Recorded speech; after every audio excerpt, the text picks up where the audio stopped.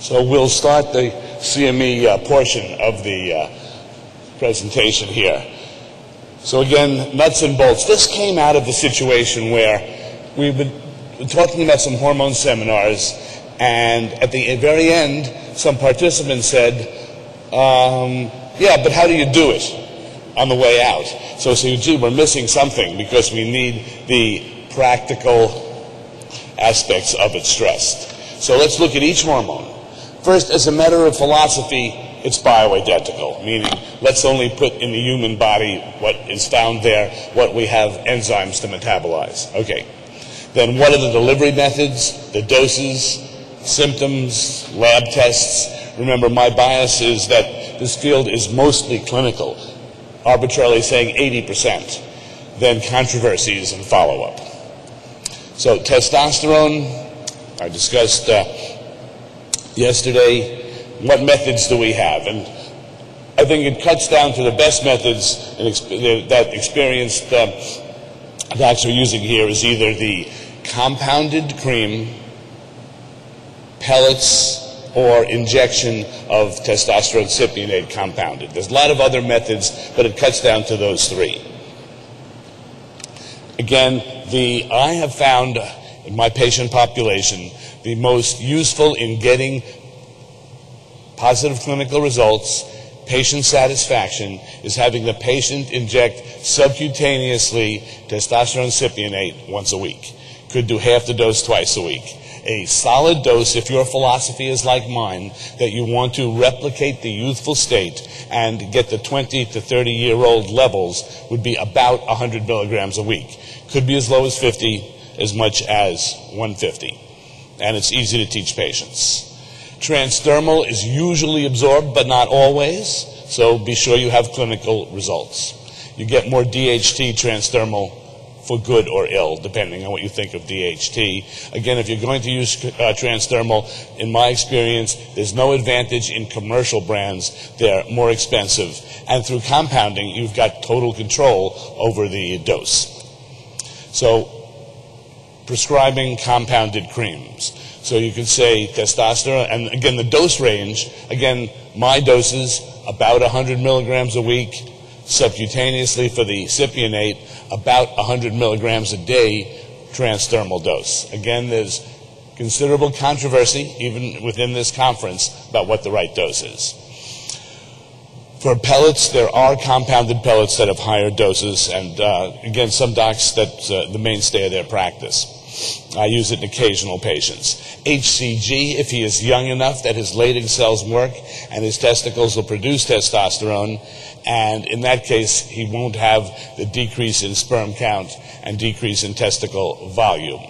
HCG doses could be as low as 250 units a day, and the range is usually 250 to 500 to rarely 700 a day. You can, in a rare situation, it's more to do the testosterone cypionate once a week, and to avoid the side effects, try to use the HCG once a week as well. So we talked about lab tests and the difference between total, free, bioavailable, and how SHBG affects things. And let's take a look at this. So here's our bioavailable calculator. Again, you can download this free. Now, does anyone know their numbers out here that we can play with a real person? Anyone know their testosterone and SHBG? I know you're out there. Okay, we'll make some up. So first, albumin. We have an albumin in all our patients because we have a metabolic panel. So let's take a typical male patient, and we'll say his SHBG is 25.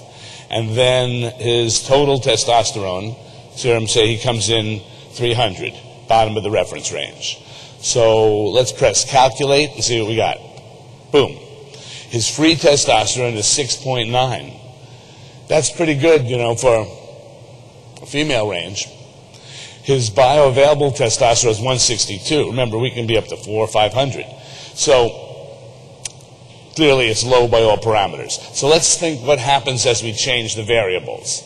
Again, this is interesting, but we don't really have to know the precise number. It's clinical. So let's say his albumin is higher.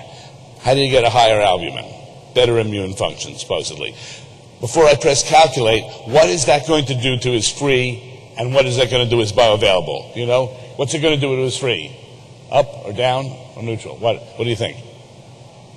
I hear some. Okay, what do you think it's going to do to his bioavailable? Up or down? Let's take a look. We'll hit calculate. Look at that. His free actually went down, but his bioavailable went up. Because now, let's say his SHBG is lower. Instead of 25, we'll say it's 15. What's that going to do to both? Let's see.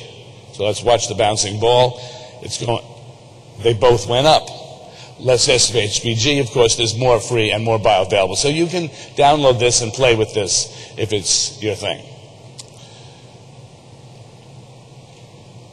Again, there's the controversy with saliva versus serum.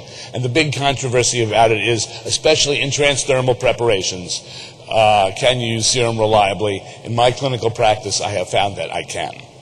24-hour urines are certainly a great way to go, although they require, obviously, more patient cooperation.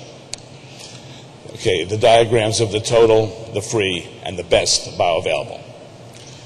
We talked about reference ranges. We talked about sex hormone binding globulin. And again, as Dr. Hertog was saying, when you treat with growth hormone, what's that going to do to thyroid? Oh, you'll get more conversion of T4 to T3. So always know what's going to be a downstream effect of your hormone interventions. So what increases SHBG? The classic ones, of course, are estrogens and progesterone. You have the menopausal woman being treated just with estrogen and progesterone. SHBG goes up, bioavailable testosterone goes down, and libido can go down.